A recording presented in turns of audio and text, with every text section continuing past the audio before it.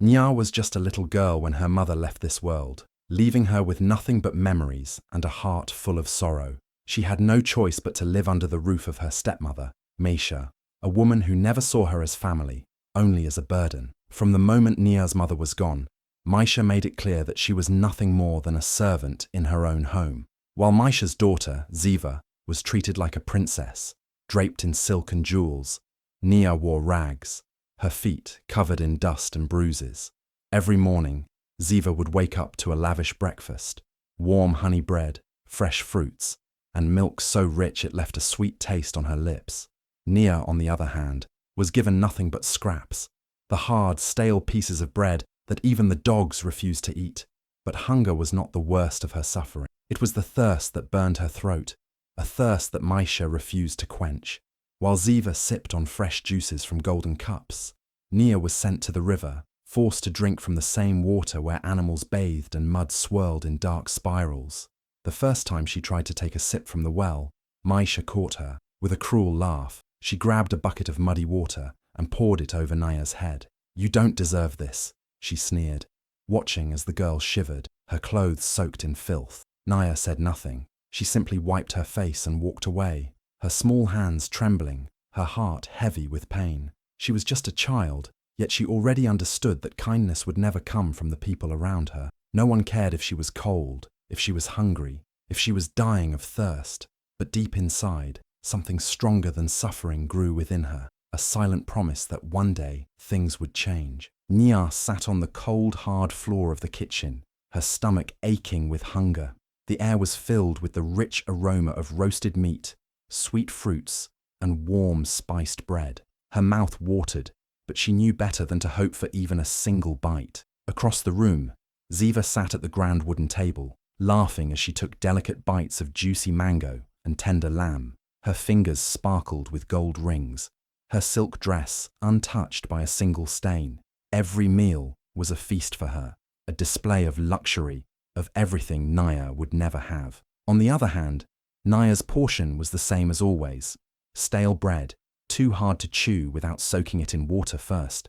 Some days, she was given nothing at all. Other days, Maisha tossed her leftover scraps, as if feeding a stray dog. But Nyah never complained. She took whatever was given to her, swallowing down her pain along with the dry, tasteless food. She had learned that words changed nothing. Only silence kept her safe. Yet, hunger wasn't the worst of her suffering. It was the thirst that tormented her the most. The well in the village was filled with fresh, cool water, clean and refreshing. But Maisha had made it clear, Nyah was not allowed to drink from it. Instead, she was forced to fetch water from the river, the same place where cattle waded and mud mixed with the current. The water was brown, carrying the taste of dirt and decay. Each sip made her stomach churn, but she had no other choice.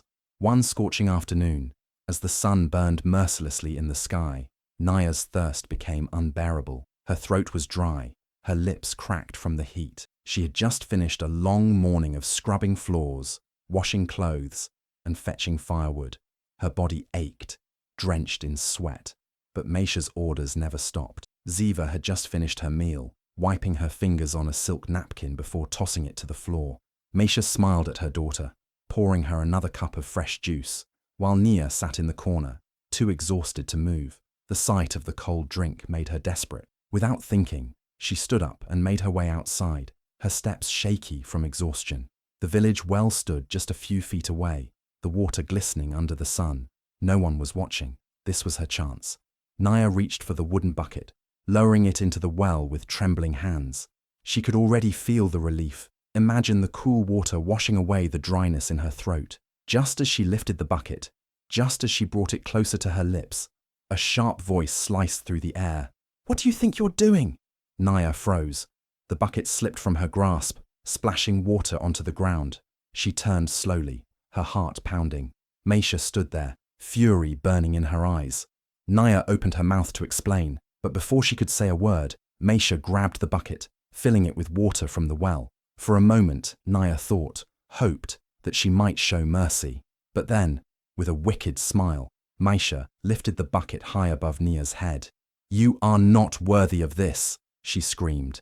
And then, the water came crashing down. It wasn't the clean, refreshing drink Nyah had dreamed of. It was humiliation. It was cruelty, dressed in the disguise of punishment. The water soaked her clothes, clinging to her thin frame like a second skin. It dripped from her hair, mixing with the dust on her face, turning it into streaks of mud. She stood there shivering, not from cold, but from the weight of her stepmother's hatred. Ziva's laughter rang out behind her, sharp and cruel. "Look at her," she giggled. "She thinks she's one of us." Nyah's hands clenched into fists at her sides. Her eyes burned, but she refused to cry. Crying would only give them satisfaction, only prove that they had won. Instead, she lifted her chin, forcing herself to stand tall, even as water dripped from her eyelashes. Meisha scoffed. "You will drink from the river, as you always have. That's where you belong." With that, she turned and walked away, Ziva following close behind, still laughing as if Nyah's suffering was the greatest entertainment she had ever seen. Nyah stayed where she was, standing in the middle of the village, her soaked dress clinging to her trembling body. The other villagers looked away, pretending not to see. No one would stand up for her. No one ever did. Slowly, she walked back to the house, her steps heavy, her heart even heavier. She had been denied the simplest of things, a sip of water, and yet she still lived. She would survive this, just as she had survived everything else. One day, she promised herself, she would never be thirsty again. The days passed like a never-ending storm, each one filled with the same pain, the same hunger, the same exhaustion. Yet, Nyah never complained. Complaints would change nothing. Tears would bring no mercy. She had learned that early on, so she remained silent, swallowing her pain like it was another bitter meal, enduring the cruelty that was forced upon her. From sunrise to sunset, she worked tirelessly under Meisha's sharp orders, scrubbing floors until her fingers bled, washing clothes in the cold river, even when her hands went numb, carrying heavy buckets of water for the house, even though she was not allowed to drink from them. Her body ached, her feet cracked from walking barefoot on rough ground, but she never once asked for rest. She knew what would happen if she did. Meisha's cruel laughter, Ziva's taunts, and, if she was unlucky, another slap across the face to remind her of her place. Ziva's life, in contrast, was a dream, a world filled with luxury and indulgence. She spent her days admiring herself in polished mirrors, dressing in the finest silk, and parading through the village like royalty. She had never known suffering, never tasted hunger, never felt the sting of rejection. To her, life was meant to be easy, and Nyah's pain was nothing more than a source of amusement. Every night, after the long, merciless day ended, Nyah found herself alone. Her small sleeping space was nothing more than a corner in the kitchen, a thin, torn blanket barely shielding her from the cold. She curled up on the hard floor, exhaustion pressing down on her like a heavy stone, but sleep did not come easily. The silence of the night only made her thoughts louder. She stared up at the small, broken window above her, where the sky stretched endlessly, filled with millions of stars. They shined so brightly, so freely, untouched by the darkness surrounding them. And in those stars, she saw the one person who had ever truly loved her, her mother. Nyah closed her eyes, her fingers gripping the blanket tightly. She could almost hear her mother's voice, soft and warm, calling her name. She could almost feel her gentle hands, brushing her hair back, holding her close. "I miss you," Nyah whispered, her voice barely more than a breath. "I miss you so much." Tears welled up in her eyes, but she did not let them fall. Crying would solve nothing. It never did. She took a deep breath, looking up at the stars once more. "One day, I will be free," she promised. "One day, I won't be a servant. I won't be weak. I won't be nothing." The words were quiet, but they carried the weight of her soul.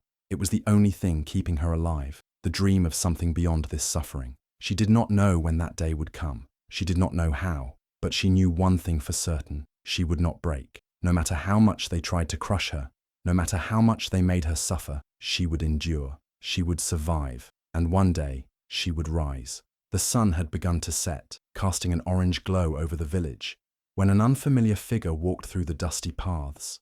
His presence was striking, not because of grand clothing or riches, but because he carried himself with quiet confidence. His cloak was worn from travel, his boots caked with dust, yet his eyes held a sharpness that seemed to see beyond what was visible. His name was Tay, though no one knew it yet. Villagers paused their evening routines to glance at him, murmuring among themselves. Strangers rarely came to their quiet settlement, and when they did, They were either desperate or dangerous, but Tay looked like neither. He was a man on a journey, searching for something, or perhaps someone. Meisha, ever eager to show off her wealth and importance, stepped forward with her false smile. "Traveler, you must be tired," she said, voice dripping with practiced kindness. "Come, stay at my home. We will feed you well." Behind her, Ziva stood in her finest dress, eyes sparkling with interest. She had never seen a man like this before. Strong, mysterious, different. But Tay did not bow to Meisha's hospitality. His gaze drifted past her, landing instead on a thin, ragged girl standing near the well. Nyah. She had been fetching water when she noticed him, but she did not expect him to notice her. No one ever did. She was invisible, a shadow that passed through the village unseen, unimportant. Yet here he was, looking directly at her, as if she was the only person in the world. For the first time in years, someone truly saw her. Her dress was torn and dirty from the endless labor. Her hands were rough, her feet bare, her body weak from hunger. But her eyes still held something unbroken, something untouched by cruelty. And that was what Tay saw.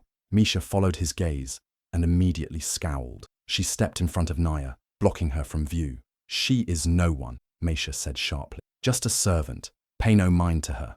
But Tay was not fooled by Meisha's polished lies. He had seen the truth the moment he looked into Nyah's eyes.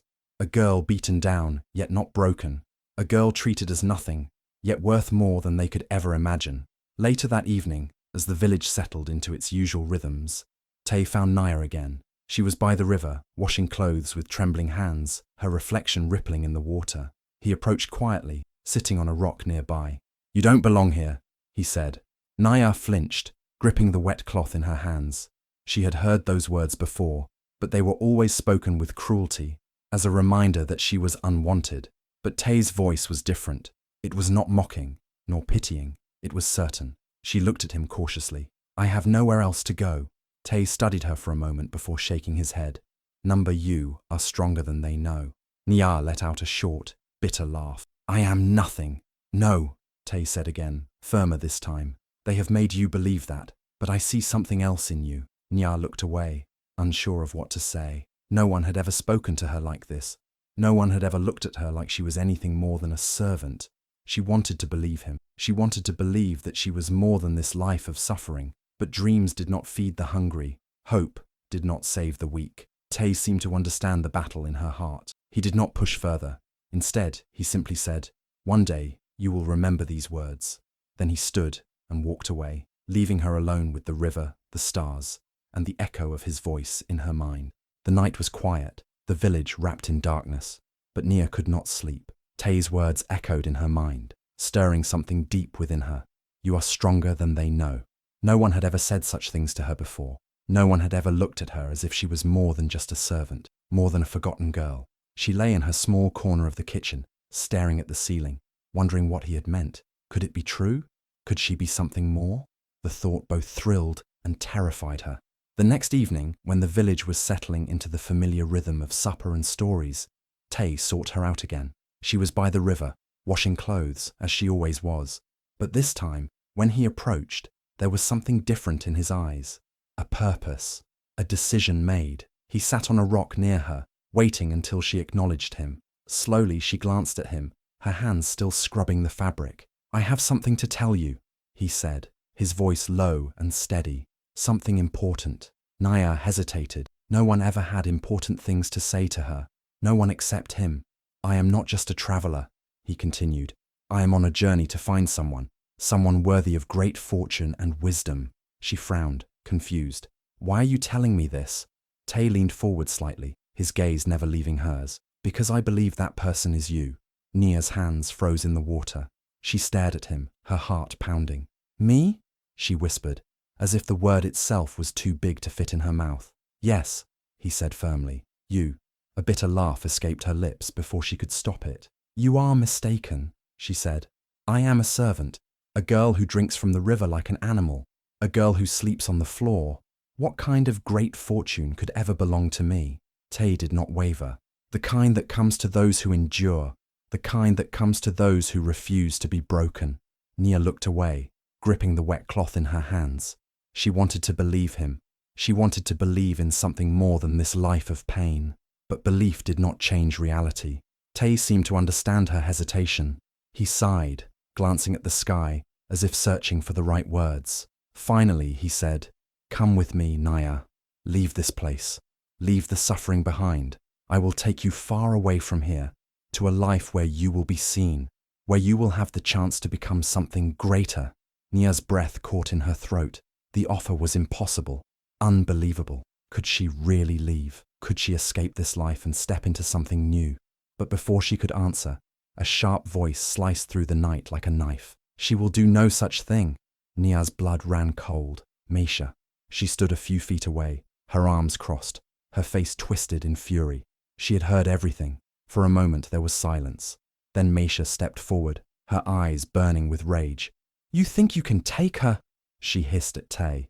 "You think she is worthy of anything more than this?" She turned to Nyah, her lips curling in disgust. "You are nothing, girl. Nothing. And you will never leave." Nyah shrank back, her heart pounding. She had seen Meisha angry before, but this was different. This was fury born of fear, fear of losing control. Tay stood, his expression calm, but firm. "She is not your prisoner." Meisha let out a sharp laugh. "Oh, but she is." And before either of them could react, she grabbed Nyah's wrist in a bruising grip and yanked her away. "Let go!"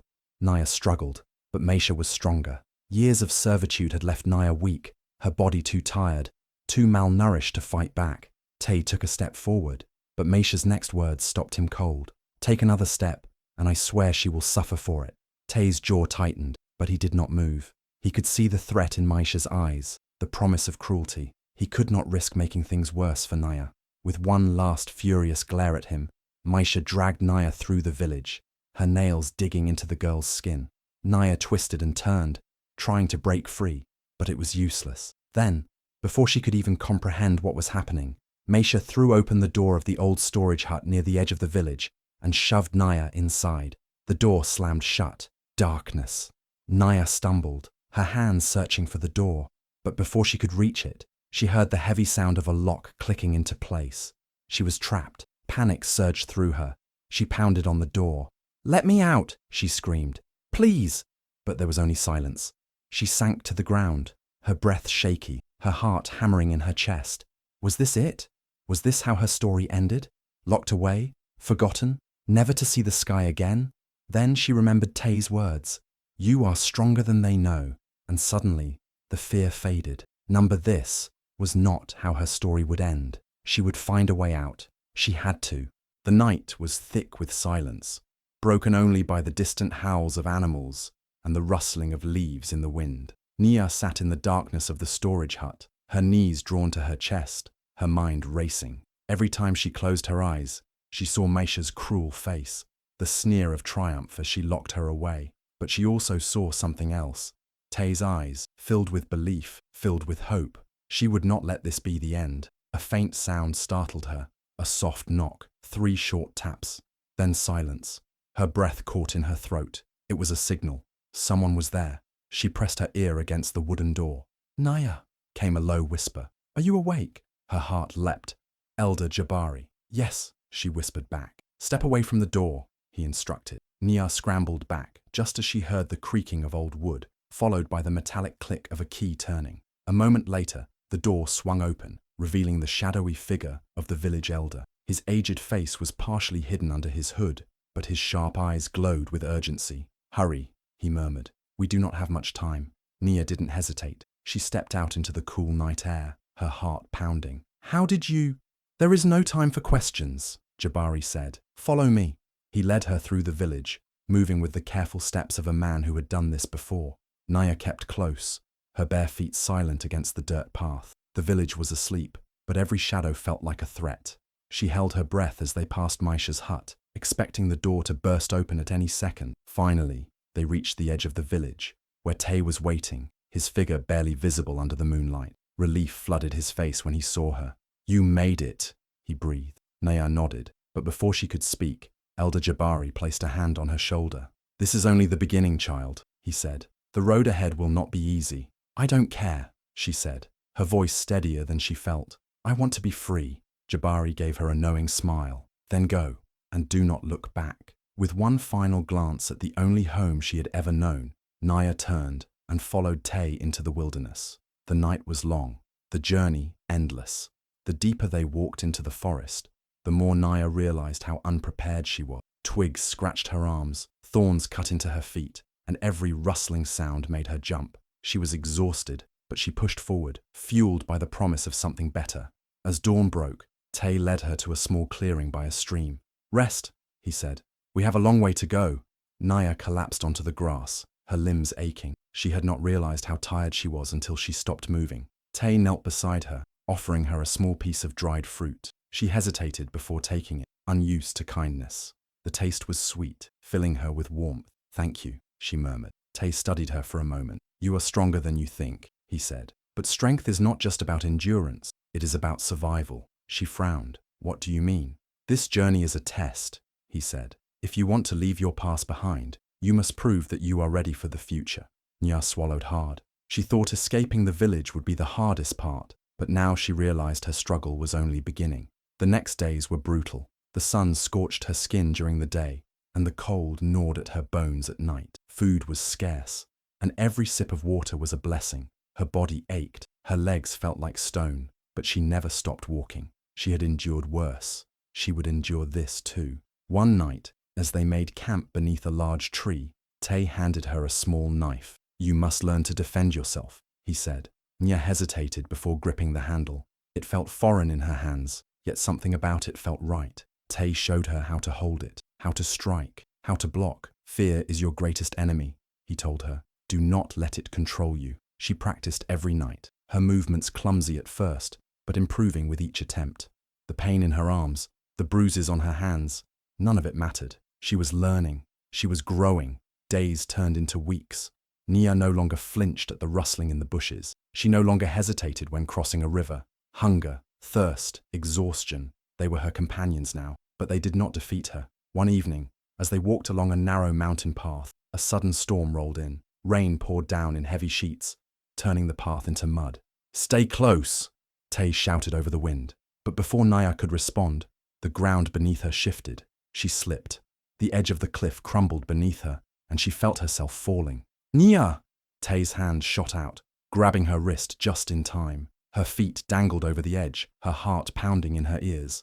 Below her, the river raged, its waters ready to swallow her whole. "Hold on!" Tay gritted his teeth as he tried to pull her up, but the rain made everything slippery. Panic clawed at her chest. The old Nyah would have given up. The old Nyah would have let go. But she was not that girl anymore. With every ounce of strength she had left, she reached up with her other hand, gripping his arm tightly. Using her legs, she pushed against the rock, lifting herself higher. Tay pulled, and finally, after what felt like an eternity, she collapsed onto solid ground. She lay there gasping, her entire body shaking. Tay knelt beside her, breathing hard. "You never gave up," he said, almost in disbelief. Nyah turned her head to look at him, and for the first time in her life, she truly believed the words he had once told her. She was stronger than they knew.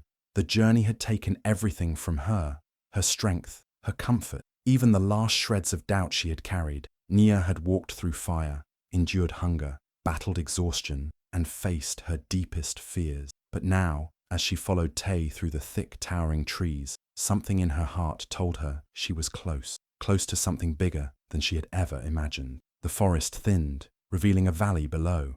Nestled between mountains and hidden from the world was a village unlike any she had ever seen. Homes built from polished stone, golden rooftops glimmering under the sun, and people moving about with a quiet grace.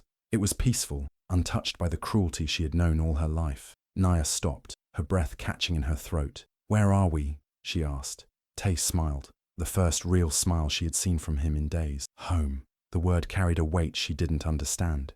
As they descended into the village, people turned to look at them. Their eyes landed on Nyah, not with pity, not with contempt, but with curiosity. A whisper moved through the crowd, a ripple of recognition, though she knew none of them had ever seen her before. An elderly man stepped forward, his robes flowing like water, his presence commanding yet gentle. "You've returned," he said to Tay. Tay nodded. "And I have found her." The elder's gaze shifted to Nyah. His eyes studied her, reading the story written in every scar, in every tired breath she took. Then, he smiled. Yes, he murmured. She is the one. Nyah frowned. The one for what? Tay turned to her, his expression unreadable. You deserve the truth, Nyah. No more secrets. He took a deep breath. I am not just a traveler. I am the prince of this land. And I was never searching for an escape. I was searching for a ruler. Nyah blinked, her mind struggling to grasp his words. What? This village, this kingdom, needs a leader, Tay continued. Not just anyone, but someone strong. Someone who has suffered, who understands pain, who has fought for survival and never surrendered. His eyes locked onto hers. Someone like you. Nyah felt the world shift beneath her feet. You knew all along, she whispered. You tested me? Tay's face was solemn. Yes. Her hands curled into fists. Every moment of suffering, every hardship, he had been watching, waiting to see if she would break. So I was just an experiment. No. Tay's voice was firm. You were hope. Silence stretched between them. The people around them stood still, waiting, watching. Nyah wanted to be angry. She wanted to scream at him for putting her through hell. But then she thought of Maisha. She thought of Ziva, of the days she spent drinking dirty water, of the nights she spent crying into the cold. She had survived. She had risen from the ashes of her suffering. And now, she was being given something she never thought possible, a chance. She looked at Tay, searching for deceit, but found none. Only belief, only certainty. You are not weak, Nyah, he said softly. You never were. And now, you have the chance to take everything that was stolen from you.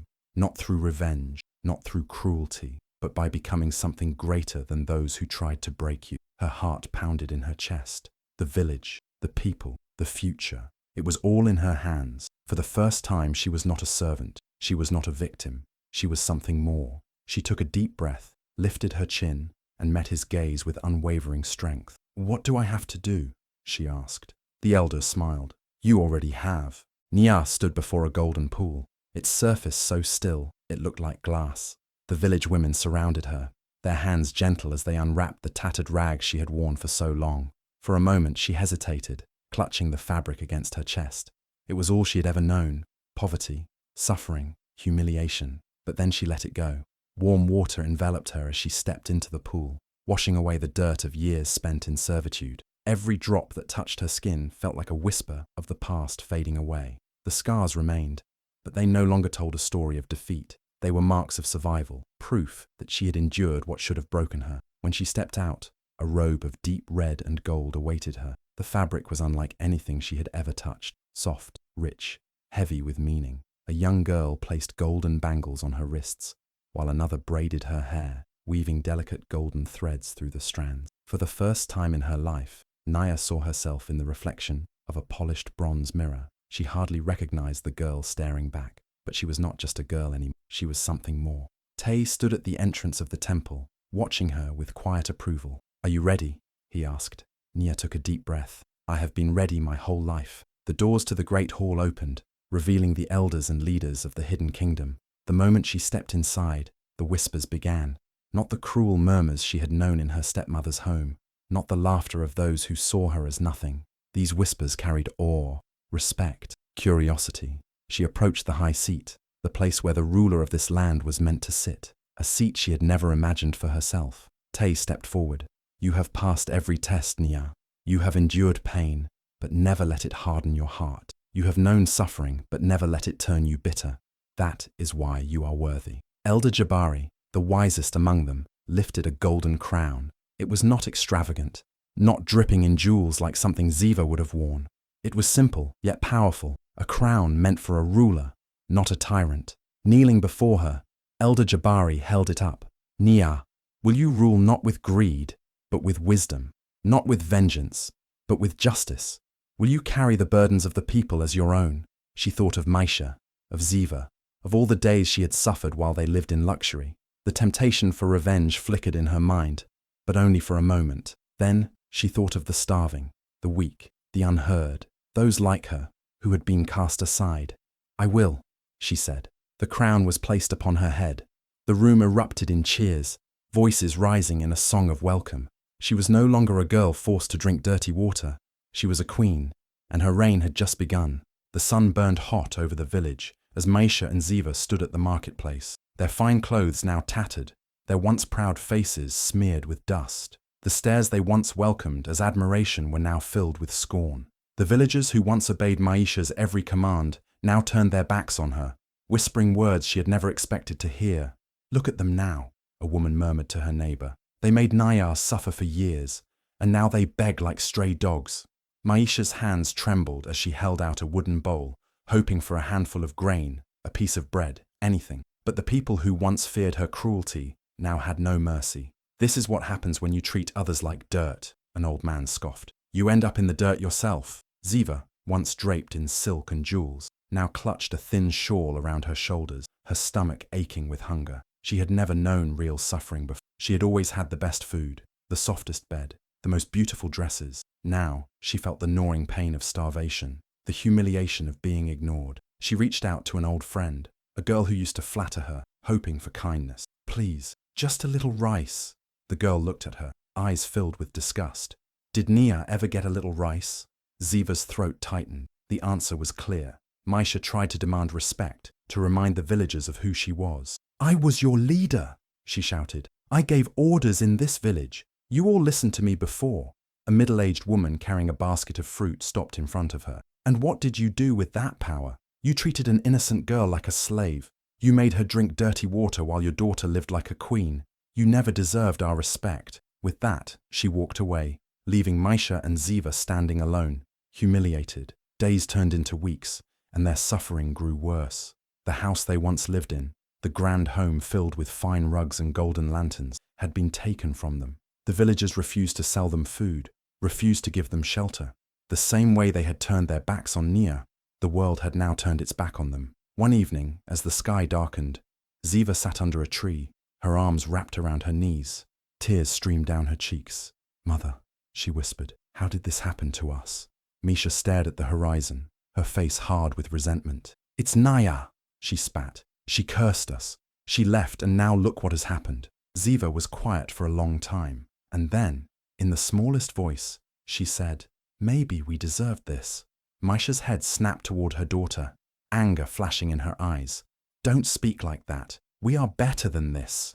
But Ziva wasn't so sure anymore. She thought of the way she used to laugh at Nyah, how she had watched her drink from the river without a second thought. She had never once felt guilty back then, but now, when she felt the same hunger, the same shame, she understood. Nyah had been strong. They were weak. The world had simply given them back what they had put into it. The palace gates opened and a golden carriage rolled through the village, drawn by white horses. The air buzzed with excitement as people gathered, whispering and pointing, their eyes wide with awe. Nyah had returned. She was no longer the frail girl forced to drink from the river, no longer the servant who lived in the shadows of cruelty. She was a queen now, adorned in silk, her posture regal, her face calm yet powerful. Her very presence commanded respect, and the villagers bowed as she passed, remembering the suffering she had endured and the strength she had shown. But two figures stood apart from the crowd, trembling. Maisha and Ziva, once the rulers of this village, were now nothing more than beggars dressed in rags. Their faces were hollow from hunger, their hands calloused from hardship. They had lost everything, their wealth, their power, their home. As Nyah stepped down from her carriage, Misha dropped to her knees, grabbing the hem of Nyah's dress with shaking hands. "Please," she gasped, "forgive us." Ziva followed, her eyes filled with shame. "We were wrong," she whispered. "We see that now. We have suffered, just as you did. Please, have mercy." The village fell silent, waiting for Nyah's response. She looked down at them, the two women who had once laughed as she drank from the river, who had called her unworthy, who had treated her as less than human. And then she smiled, not with hatred, not with cruelty, but with the quiet power of someone who had already won. She leaned down slightly, her voice soft yet piercing. "Drink from the river," she said, "as I once did." Maisha and Ziva's faces drained of color as the weight of her words settled upon them. There would be no revenge, no punishment beyond what life had already given them. Nyah did not need to strike them down. She had already risen above them. She turned away, stepping back into her carriage without another word. The doors closed, the horses began to move, and the villagers watched in awe as their queen left, not to look back, not to gloat, but to continue forward, toward a future built on strength, not vengeance.